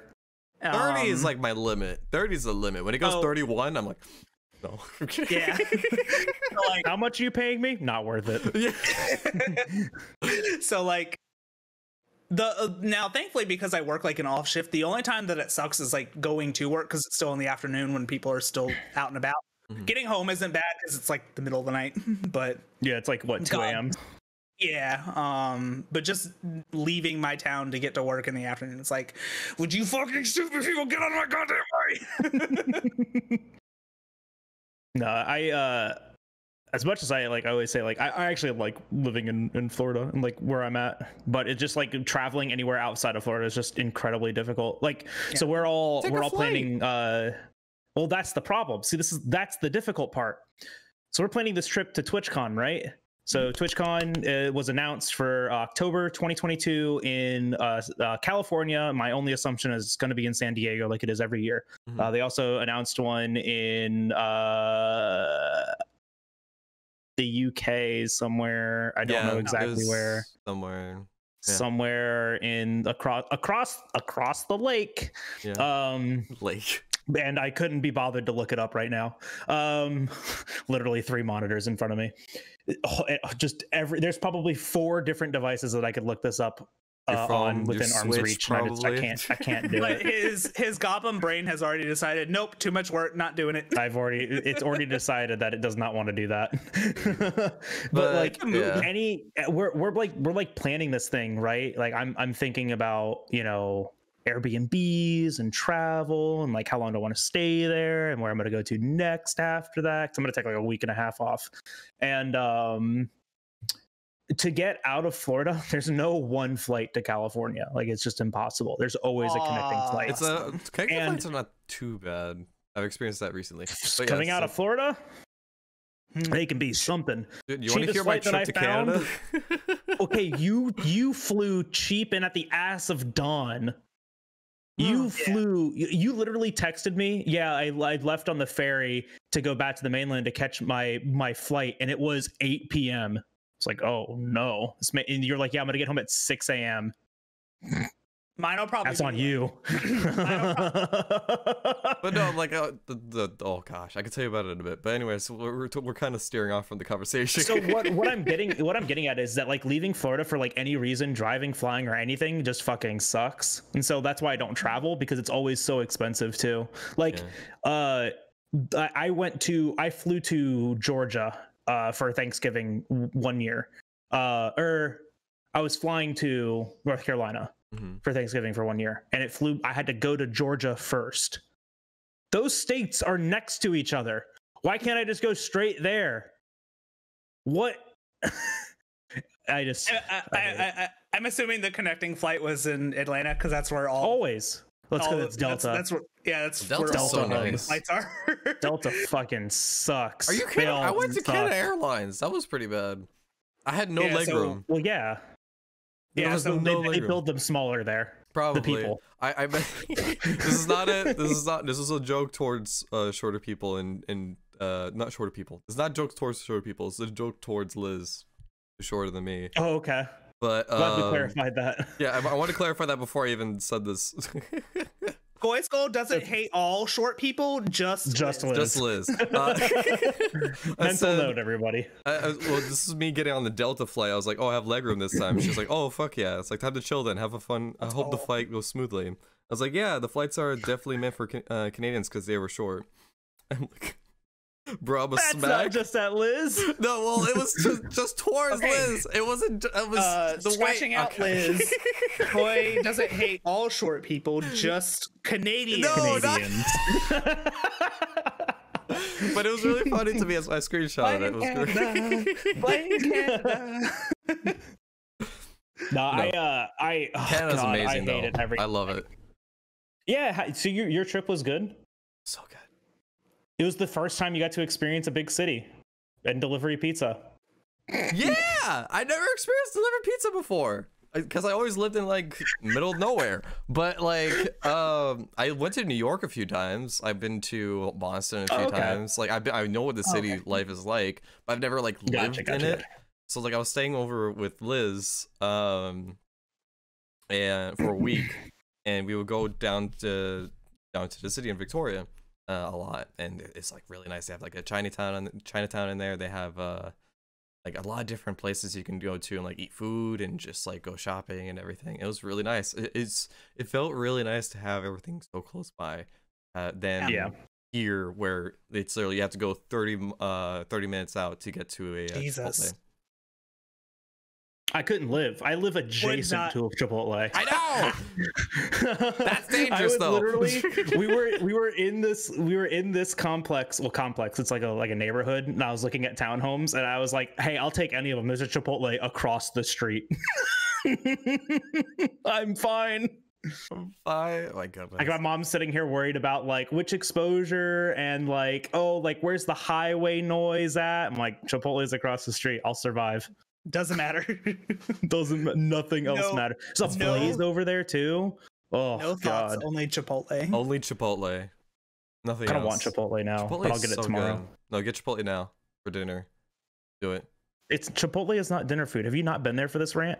I've been there for like all the time for dinner. Like, I usually go to Chipotle before I go see the movie. I have a rant about this. That is not dinner food. It's what do you mean? Chipotle I haven't heard. What do you have taco night? Do you have it at like do you eat tacos during the midday? Well, no, I have but I don't get tacos from Chipotle. I get the same thing from Chipotle every single time. I get a burrito. Burrito is not dinner. That a Chipotle burrito is not dinner. Yes. Okay, a Chipotle burrito is lunch. No. Okay. Am I a fat ass? Am I? Is this what I'm you can learning have right it for now? lunch. But I feel like it's also dinner food. No, it's just not enough. Well, I double wrap mine. It's not a well balanced meal, right? You need your meat, you need your potato, and you need your green thing. And I'll just have meat and cheese. oh no, Skoj, your poor bones. Skoj's waking up at 2:00 every day. Why do I feel like shit all the time? Looks at his diet, not a single colorful food in there. Fucking mood. All right, I will say that there was a time when I first moved in here where I was like sick every day, and then it really took me a moment to like figure out, oh, it's because I'm not eating right or drinking water. What? Imagine. Who knew? Guys, living and existing on your own is very difficult. It is. It's very weird. It's very weird. Making dinner is pretty cool, so though. I also live alone in an apartment, and it sucks. Like it's great. It's great because like I am a very private person. I would never be interested in having roommates or anything like that. But man, like when literally all the chores go to you and only you. Would you room with me? No. Oh, would you room with him? He has an extra chair. Oh, this is a cat. Oh, the perfect time. Oh, he does have Bo. I do have a roommate that I have to take care of, and is also a cat. Him. But no, like his chair now. Going from like the friendship talk, I guess like I don't know. There's supposed to be a point to this podcast. I mean, the point is there? I guess the point is that making friends online is probably like a very beautiful thing, and especially meeting them in public is just as like even more amazing because it's just like you have someone directly in front of you that you can hug that has the same exact interest as you, and it's just every time we have this conversation, Skoj just sounds like he's hug starved. Yeah, hug starved. I really want to hug people. Bagel, when we do meet at TwitchCon, you're gonna have to pry me off of you. I'm gonna meet up with Jal, and it's just gonna be Brim just on his back like freaking Smeagol from Lord of the Rings. I can say jokes like that. No, I've seen the movies. Yeah. Oh my gosh. Well, I can't give him shit anymore. Now I have to watch an anime. After I watch, you'll never get me, you filthy weeb. After I watch the new season of The Witcher, which I haven't started yet, I need to watch that. The new season of Agretsuko, which I haven't started yet, I will be starting probably Demon Slayer, since season 1 is on Netflix. And if I hate it, I will not watch any more of it. I watch it with you. I've been unless you're just watching it alone, that's totally fine. But I mean we could watch it together. You want to hold hands at the same time? Make popcorn together? Skoj and I are planning our date right in front of Brim. No, your tweet, I think it was a tweet. Like, no, your Discord message when I added everyone saying I made it to Canada. And you were saying like same. It's like I'm gonna do the same pose as this picture when you visit. Yeah, because you posted a picture. You posted a picture with Liz, and I said, "Are we gonna take the same picture when you come visit me?" It was like, I can't wait to take the same picture when you come visit me. Oh my god! My ass ain't leaving Florida. Are you kidding me? It sucks leaving here or coming here. I'm absolutely coming down to Florida to visit. I would love to. Speaking very, very, very briefly about anime, there's an animated Castlevania show on Netflix. Yeah, it's so good. Oh, good. We could talk about it. I've been thinking about watching that. I haven't yet, but I've heard it's actually pretty good. I heard it's pretty good too. It's very good. It's pretty good. And I love Castlevania. Like Castlevania. Nice. It's not anime, Skoj. It's an animated television series by Netflix. Said the AN. I said the animated has anime in it. That's all Skoj needs. He's good now. Hold on. No, I got to be very careful about this because Skoj is going to use this as a gateway drug. Yeah. Just start we should recommending talk about a different anime you could watch. See? He's already doing it. He's already doing it. All right, but there's some really good ones out there. There's a lot of good ones. Like Demon Slayer is pretty solid. There's also another one called Jujutsu Kaisen. Jujutsu Kaisen is really, really good. There's only season 1 out right now, so it's easy to catch up on. He's just got them all just ready, just firing them off. I can talk a lot about it. A word of caution. For those who know me really well, you know that I like things very intensely. Yeah. So be afraid of the monster you may be about to create. Hey, I'm gonna be very happy. Like, man, when did you start playing Dead Cells, and how many hours do you have in the game now? Yeah, I started playing Dead Cells on. Wait, you're trying to steer away from anime? No, this is proving a point that Brim is literally obsessed with anything that he mildly enjoys. No, this is a game you're playing. I see what you do. It turns into like a feedback loop. So yeah. I started playing Dead Cells around Thanksgiving weekend. I have already logged like 56 hours in the game. Yeah.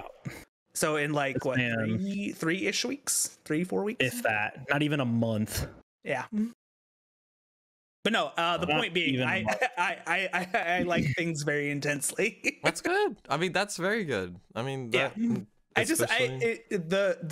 The friendlier term to use for it is that I get very passionate about things. yeah. Passion. Yeah, which like Skoy said, like that's a good thing. It means I'm not dead inside. Oh. Yay! At least not this big player playing Dead Cells. Oh my goodness. Alright, nobody laughed. Oh, I didn't hear what you said. Oh, that's fine too. That makes more sense. Do you want to repeat it to make the joke better? No. Joke. Well, jokes. Yeah, never jokes will be better the second time you say it, Oh right? yeah. It never works. Don't you hate that? Like when you say something really funny and then someone didn't hear you and they're like, "Wait, what did you say?" And you're like, And you're It probably like, wasn't that funny. it's like, okay, well now you've put me in a bit of a pickle because if I repeat this joke, it's not going to be as funny as if it was. you're in a one-on-one situation with that person, that's fine. But if you're in a public scenario and like with a group of people, Like a and you have to podcast explain it, Where more that's, people are going to see it. yeah, that's when you're just like, oh yeah, oh There's people. no evidence of cringe. No, it's fine. And But I yeah, and I take humor very seriously because I consider myself a pretty funny person. You're a So pretty funny dude. yeah, so like when I have to repeat those jokes in like a public setting, I'm like, hurts. no, you're gonna ruin my sense of humor. Go away. You ruined my street cred. I'll do it because that's my sense of humor. It's just like making things, just elongating it, and just making things like terrible. It's great. Uncomfortable.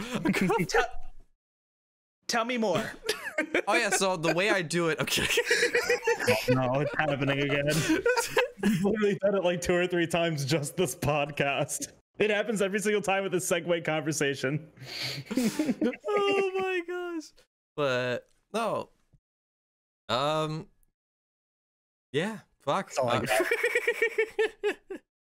That's it. I bet, That's all does I that got. basically cover everything? Or we have also the Rise. Do we want to talk about that? We got a few new. We can have a short discussion about it.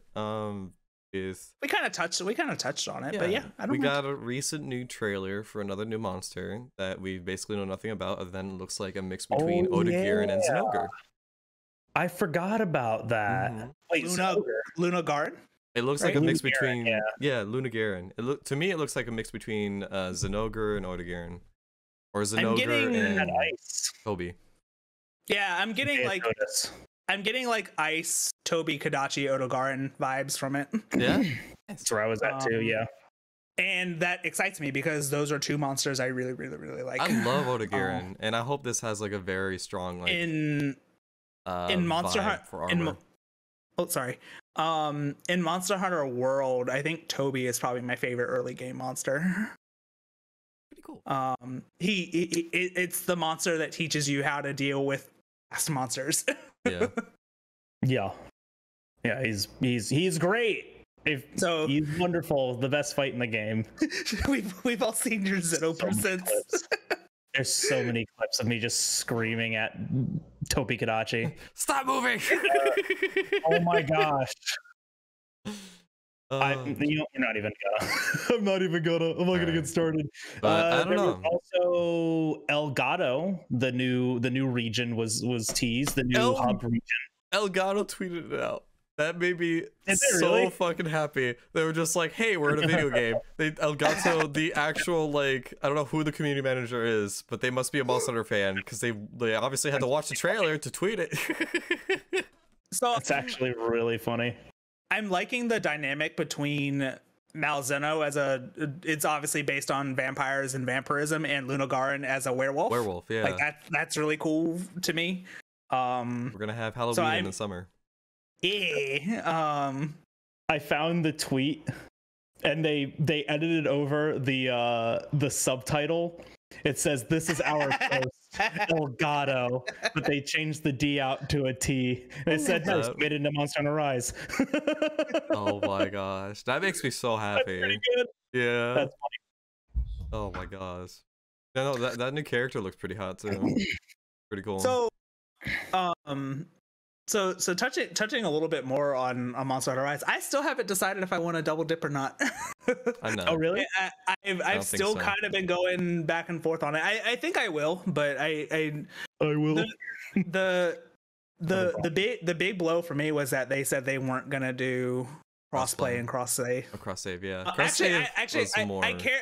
It's weird. I actually cared more about the cross save than the cross play, but cross save is effectively cross play without having to like play with the other cater to a platform, right? Because like let's say, I mean, like, I guess it's a limitation where like PC can't play with Switch, but if you are on PC, you can transfer to Switch and play with people on the Switch, which I think I like that more than just being able, like, PC be able to play with the Switch, because at least at this point, it's the same reason why I double dipped on Hades. Hades is on Steam and on Switch, and I bought it on Switch like months after I started playing it, because you can sync your save file to your Switch and vice versa.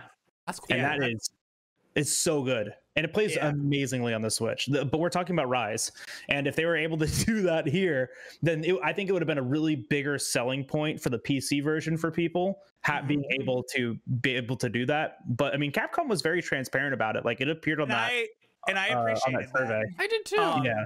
Because they put out a survey to gauge community interest, and what I really respect about them is that they did not leave us in the dark. It was like maybe a week or two after they put out that survey, they were like, "Hey, we hear you. Unfortunately, we're not going to be able to do it this time." But like, obviously, the thought maybe is in a future their head. title. Monster 6. Cross play has been kind of a topic for Monster Hunter for the past 2 games now. So I think for the next generation, we have a pretty good shot at seeing it. Good shot, but I'm not gonna keep my hopes up. Yeah. I mean, like, that's the thing though. It's like, if you own like a current gen Xbox or PlayStation, you're not playing on PCs, right? And even if you are playing on PCs and you do own that console, you're just going to play on PC instead. The biggest selling point about the Switch is the fact that it is mobile. It can be brought other places. And even though I don't play it mobile that much, even just the prospect and the convenience of that prospect, I still buy games on this thing. Like, so crazy. Convenient. I brought this over when I visited Liz in Canada, and it's so nice to be able to like bring the same games that I play with her here and just be able to play with her in person there. It's so nice. I have very high hopes for the Steam Deck for that same reason. Like, just having my entire Steam library pretty much on the go. Like, that is exciting. It's a speedrun world on a train. You're not gonna do it. I hate a speedrun world in weird places. Let's go. You can speed run while you're pooping. That's the selling point. That's the selling point. Yeah, man, you're doing speed runs on your Steam Deck. Yeah, you can take it with you. But for me personally, I don't think I'll be double dipping in terms of for the expansion. I don't think I'll be double dipping. Yeah. Because that's a lot of money. The game you will be. Like you're gonna get Rise on PC, correct? Yes. But you're gonna get the DLC only on PC, not on Switch. Yes. Oh, okay. Is it coming out at the same time? I actually think I might end up doing something similar. I'll probably double dip for the base game, but I may only get Sunbreak for PC. Yeah. Because they're aiming for simultaneous Sunbreak release, right? Yep. I'll most likely get both. I probably will too, because I have a problem. Money's not a huge issue for me, but Capcom deserves it. They make great games. Okay, Jeff Bezos. They do. So yeah, you didn't even notice. I heard it. I just decided. Oh, okay. He chose not to react. Cool. Thanks. I have an amazing ability to do that too. Like, if I don't want to pay attention to something, nope. You're not getting my attention, so I'm gonna shoot over my head. To me in DMs then. Wait a minute. So what? So why'd you keep responding to me in DMs then? Again, if you can ignore people so easily. Haha. But I don't know. I feel like that's a pretty good stopping point in terms of what we have that we wanted to talk about. I mean, I straight up interrupted Brim on his idea there. Did you have something else to add to that before I rudely made it about me? Thought is gone, so no. Oh. Works every time. Such a dick. Kind of a dick, yeah. I don't want to get into the story for it, but I pretty much had to confess to my manager recently. I have awful short-term memory. Oh yeah. Like my Please write short-term things down for memory me instead of is just saying things. yeah, I will forget something so fast. So like that's why like when I'm in voice calls and stuff, like I definitely try not to talk over people, but I'm also one of those people, like if I don't get a thought out, like when it's in my head, It's gone forever. It's the worst too. It comes up with like inspiration. It's lost to the void. Oh yeah. But no, it falls into the crevice between the fold. Yeah, It's gone forever. but no, I think I also think that's a good stopping point for this podcast. Unless any other super hot button topics about the inner workings of Brimstone. Buttons. All right, but anyways, thank you. Well, now this podcast has to be extended by another 2 hours, so we got to talk about buttons. Buttons. But thank you so much, Brim, for coming on the podcast. Oh no, thank you guys so much for having me. This was a lot of fun. Yeah. I think we talked about a lot of great issues. A lot of good topics. It got a little messy, but that's our breakfast. A little messy, yeah, but it always goes to the same place. It's like an omelet on top of pancakes, and you put syrup on it too. You're gonna eat it somehow, but you're not gonna enjoy it, and you will have to take a shower afterwards. A shower after eating? Absolutely. How do you eat? It's all going in your mouth anyway. It's all go to the same place. What do you mean? How do I eat? Just like any other human being. Well, yeah, but I mean, like, you have to take a shower? Your hands? Wait. Yeah, an animal. Just grab a steak and just. But thanks for watching, everybody. It's been our breakfast. Put us in your mouth. See you guys next week. No, that's not how you end these. Stop that. Well, you guys still haven't figured out how to start these, so I don't think you've gotten to how to end. Jal said it to me on my live stream. He was just like, "Hey, we should say put us in your mouth," and like we should say that. And I'm like, you know what? That's a great idea. There was the biggest of Kappa after that. I did not. That was no. Do not even give it that serious tone. There was no serious anything about that ever. If there's something you want to plug or talk about that's happening on your end, let us know. Nope. Nothing else. Just like we talked about, I've been on break, but I will be back very soon on twitch.tv/BR1MST0NE_ because I can't get actual Brimstone as a name. I had to resort to leet speak. Damn. But it'll be in the description below. You could definitely click on it, give him a follow, and follow him on Twitter as well. Yes. Because this man's got a beautiful kitty cat too. I do. Her name's Daisy. Oh. and I mean, everybody. And realistically, if you're following Bagel on Twitter, you're gonna have to deal with me anyway. So you might as well just follow me. You might as well just do it. Closing comments. Thank you guys so much for having me. I had a great time. Thank you all for listening. It was he's a natural. He should just do it instead of us. You know what? You're the Gamer Breakfast. You're the podcast. Yeah. It's your podcast now. Mine. Yep. It's your curse. Bye, everybody.